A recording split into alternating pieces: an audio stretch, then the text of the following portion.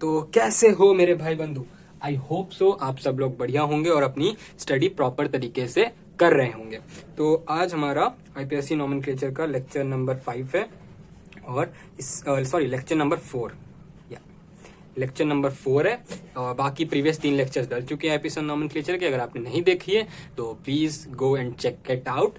और एक बात मुझको आपसे शेयर करनी है कि अगर आपको हमारे वीडियोस हमारे लेक्चर्स पसंद आ रहे हैं तो प्लीज़ आप कमेंट किया कीजिए। उससे थोड़ा सा अच्छा लगता है कि हाँ आपका दिखता है कि सपोर्ट कर रहे हैं। ठीक है, अगर आपको जरा सा भी लेक्चर्स हेल्पफुल लग रहा है कि हाँ समझ आ रहा है तो प्लीज़ कमेंट किया कीजिए। ठीक है, तो विदाउट वेस्टिंग टाइम हम लोग अपने लेक्चर्स की तरफ आगे बढ़ते हैं। तो आज का जो लेक्चर है इसके अंदर हम क्या करने वाले हैं, नॉमेनक्लेचर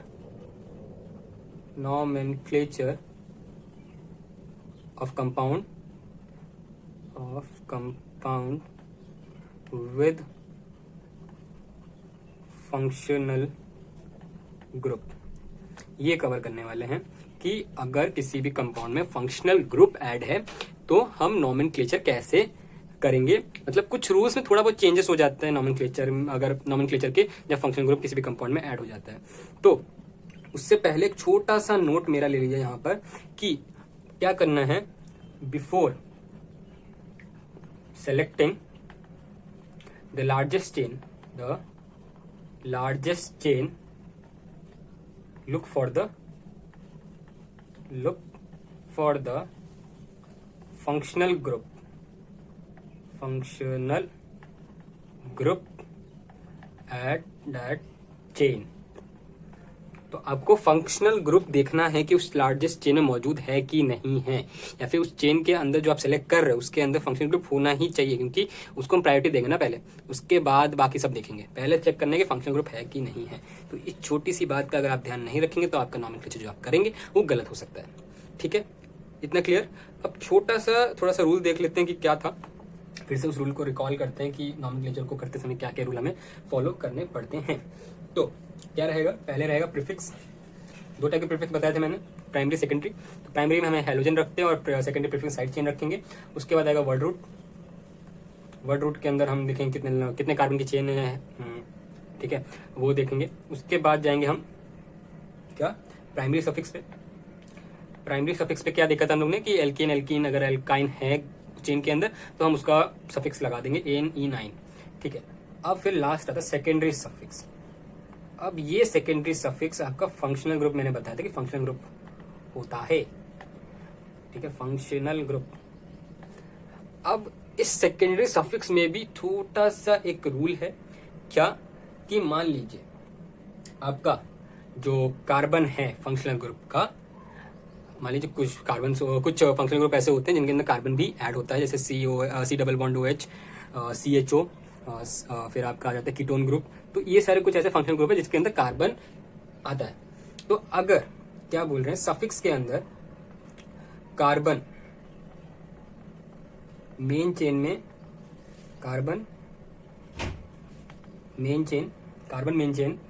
में इंक्लूड अगर हो रहा है, इंक्लूड है, तो क्या होगा, वो सेकेंडरी सफिक्स कहलाएगा। उसका हम सफिक्स ऐड करेंगे। ठीक है, अगर कार्बन जो है फंक्शनल ग्रुप का वो क्या होगा, मेन चेन में इंक्लूड नहीं है, तब क्या होगा, वो प्रीफिक्स कहलाएगा। उसका हम प्रीफिक्स वर्ड यूज करेंगे। ठीक है, इतना क्लियर है कि कब हमें उसको सफिक्स का यूज करना है, कब हमें उसको प्रीफिक्स की तरह यूज करना है। तो क्या करना है कि कार्बन अगर मेन चेन में काउंट नहीं है तो हम उसको प्रीफिक्स की तरह यूज करेंगे, और अगर वो क्या इंक्लूड है कार्बन उसका मेन चेन के अंदर तो हम सेकेंडरी सफिक्स में उसको इंक्लूड करेंगे। अब प्रायोरिटी लेवल देख लीजिए कि अगर एक कंपाउंड के अंदर फंक्शनल ग्रुप भी लगा है, एल्केन भी है और मैक्सिमम नंबर ऑफ एटम का चेन भी हमें मिल रहा है, ठीक है, और सबसे ज्यादा साइड चेन भी है, तो हम सबसे पहले प्रेफरेंस किसको देंगे नोमेनक्लेचर करने से पहले। तो देखिए, तो पहला जो प्रायोरिटी जाएगा वो फंक्शनल ग्रुप को जाएगा, क्योंकि फंक्शनल ग्रुप सबसे ऊपर है भैया, भगवान है। ठीक है, उसके बाद आएंगे हमारे छोटे चमचे एल्कीन एंड एल्काइन। ठीक है, उसके बाद इनके चमचे आएंगे इनके चमचे मतलब max number of carbon atom. मतलब आपको ये देखना है कि फंक्शनल ग्रुप किसी भी कार्बन चेन में मिल रहा है, चाहे छोटा हो चाहे बड़ा हो, नो मैटर, हमें बस ये देखना है कि उस चेन के अंदर फंक्शनल ग्रुप होना ही चाहिए, तो हम उसको उठा देंगे। ठीक है, उसके बाद हम किसको प्रेफरेंस दे रहे हैं, मैक्स कार्बन एटम। ठीक है, मैक्स कार्बन एटम की चेन को हम प्रेफरेंस देंगे कि कितने नंबर की कार्बन चेन है। उसके बाद आएगा हमारा मोर नंबर ऑफ साइड चेन। तो साइड चेन को हम थोड़ा सा कम प्रेफरेंस देते हैं, मोर साइड चेन। ठीक है, उसके बाद कुछ नहीं, खत्म। यही 4 चीजें जिसको हमें प्रायोरिटी में रखना है। पहले प्रायोरिटी को रखेंगे फंक्शनल ग्रुप को, उसके बाद अल्काइन एल्कीन को, फिर आएंगे हमारे max number of carbon atom chain, और उसके बाद आएगा मोर साइड चेन के बारे में। ठीक है, इतना क्लियर है। अब आ जाएगा हमारे पास कुछ प्रायोरिटी लिस्ट कि भैया फंक्शनल ग्रुप में भी अब हमें किसको किसको प्रायोरिटी देनी है, क्योंकि फंक्शनल ग्रुप एक नहीं है, बहुत सारे। अभी मैं दिखाता हूँ कितने सारे फंक्शनल ग्रुप है और कब उसका प्रीफिक्स लेना है, कब सफिक्स लेना है, वो तो बता दिया। अब प्रीफिक्स सफिक्स है क्या उन सबके, वो डिस्कस कर लेते हैं। आइए, तब जाकर हम कुछ अच्छे से फिर नॉमेनक्लेचर की तरफ आगे बढ़ेंगे।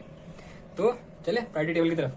और हाँ, प्रायोरिटी टेबल मैंने अपने नोट्स में भी प्रोवाइड किए हैं, प्लीज़ वहाँ से अगर आपको अच्छे समझना है तो वहाँ से चेकआउट कर लीजिएगा।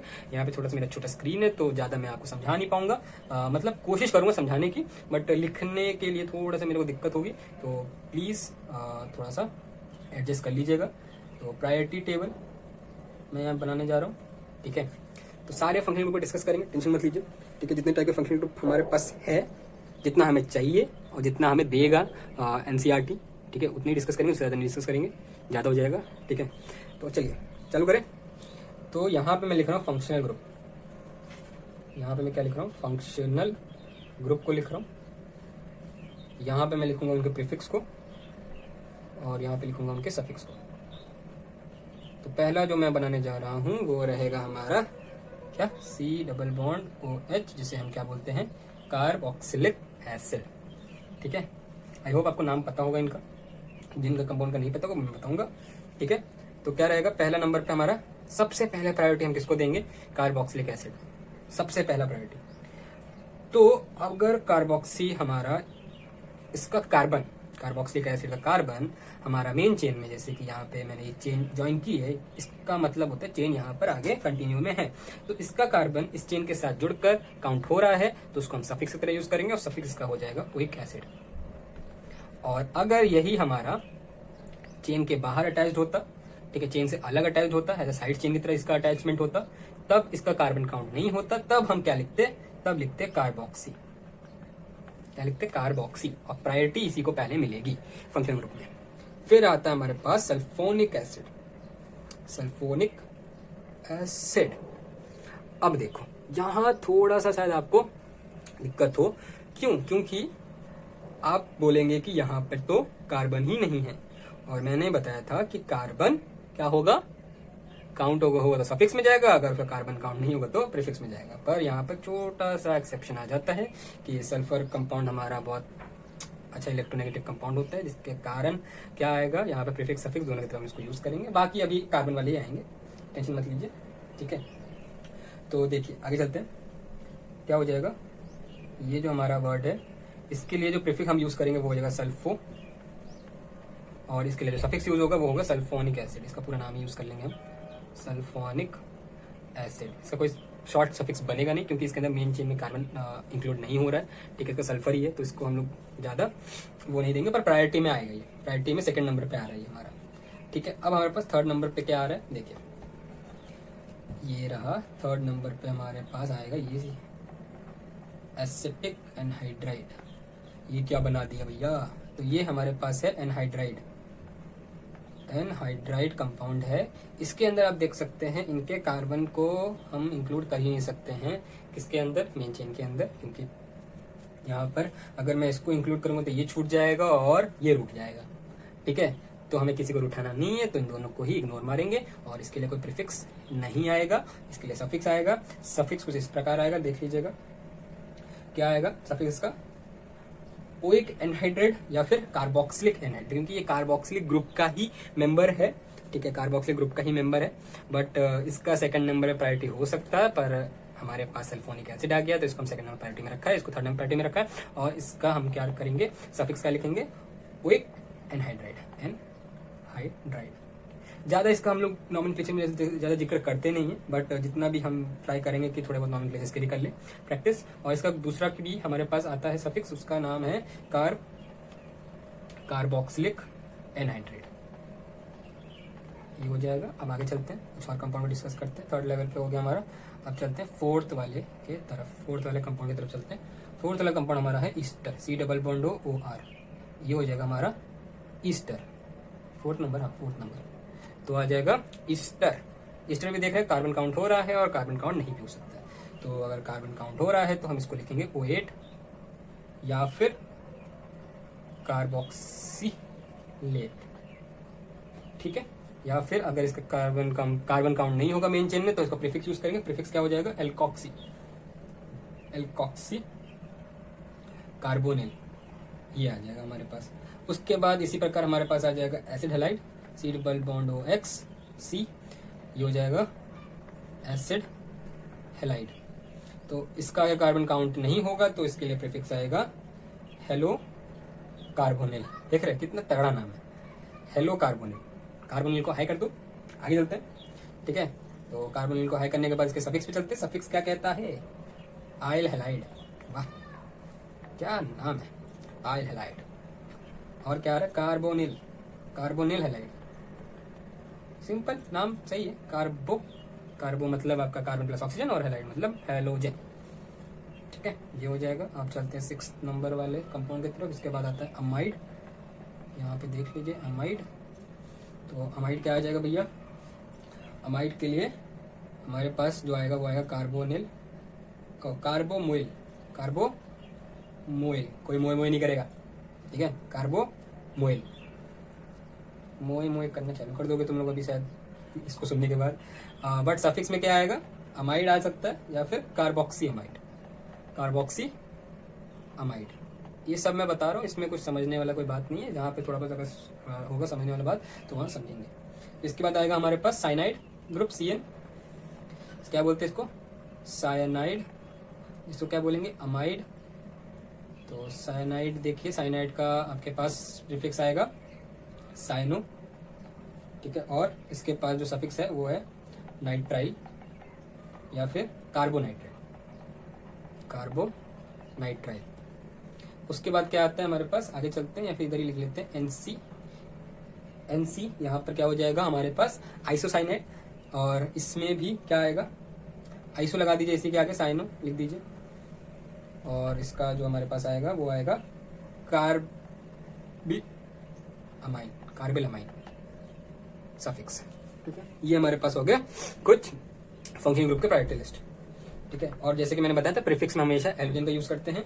और इसके बाद जो हमारे पास 2 और मेन को डिस्कस कर लेते हैं, उसके बाद रैप अप करेंगे इस वीडियो को, ठीक है। ये 2 और देख लीजिए, ये 2 इंपॉर्टेंट ज्यादा है क्योंकि कार्बोक्सिलिक एसिड और अभी जो कीटोन और एल्डिहाइड का भी प्रायोरिटी देखेंगे। कीटोन्स ज्यादा प्रायोरिटी लिस्ट में आएगा या फिर एल्डिहाइड पहले आएगा, तो उसको देखेंगे। और यही 2-3 जो हमारे पास फंक्शनल ग्रुप है उसका ज्यादा हम यूज देखेंगे, फंक्शनल ग्रुप के अंदर उनके प्रायोरिटी को देखेंगे, ठीक है। तो देखिए क्या है, तो कीटोन से पहले आएगा हमारा एल्डिहाइड को पहले प्रायोरिटी देंगे। तो यहाँ पे लिख दिया मैंने ये CHO, यहाँ पे मैंने लिख दिया CORR, यहाँ पे लगा दिया।